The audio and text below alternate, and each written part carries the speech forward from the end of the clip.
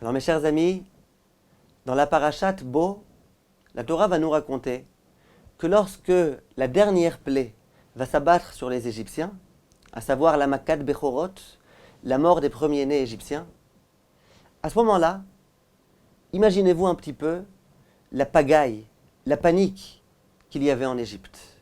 C'était en pleine nuit. Les parents viennent de s'apercevoir que tous leurs premiers-nés sont malheureusement morts. Imaginez un petit peu les hurlements, les cris.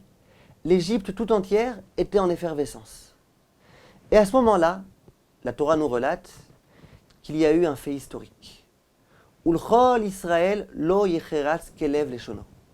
Tous les chiens qui se trouvaient dans cet endroit-là. Vous imaginez un petit peu les chiens de garde comme ça, les chiens qui, dès qu'il y a un tout petit quelque chose, ils se mettent à aboyer. À ce moment-là, ils se sont tus. Pour ne surtout pas effrayer les Juifs qui se trouvaient dans les parages. Il y a un midrash tout à fait extraordinaire qui se trouve dans le Yalkut Shimoni et qui nous raconte la chose suivante. Il y avait un rave qui s'appelait Rabbi Eshaya et qui était l'élève d'un immense rave, Rabbi Hanina ben Dosa. Ce rave-là, il avait une question qui le dérangeait terriblement. Ça faisait des années entières qu'il essayait de trouver une réponse à cette question et qu'il n'avait jamais eu le mérite d'accéder à cette réponse. À tel point vrai, raconte le Midrash, qu'un jour il a décidé de commencer à jeûner. Et pendant 85 jours, il a jeûné pour avoir peut-être le mérite que Dieu lui permette d'accéder à la réponse.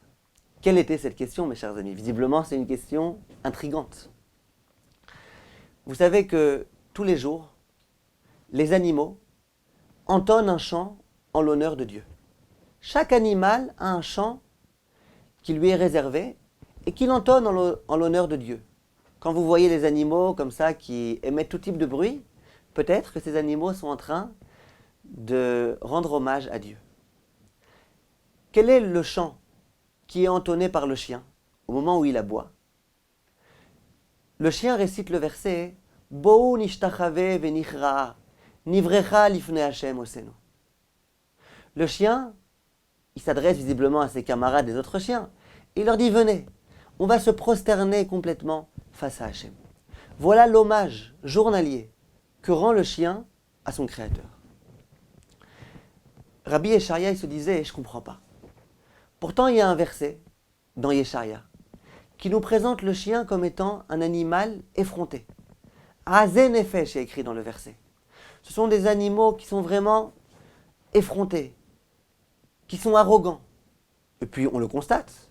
Vous avez un chien face à vous, vous lui faites une petite remarque, il se met à aboyer. Il s'approche de votre voiture, il lève la patte et vous savez ce qu'il fait ensuite. Si vous osez lui dire quelque chose, non seulement il va aboyer, mais le lendemain, il va exprès relever la patte devant votre voiture pour faire ce qu'il a à faire.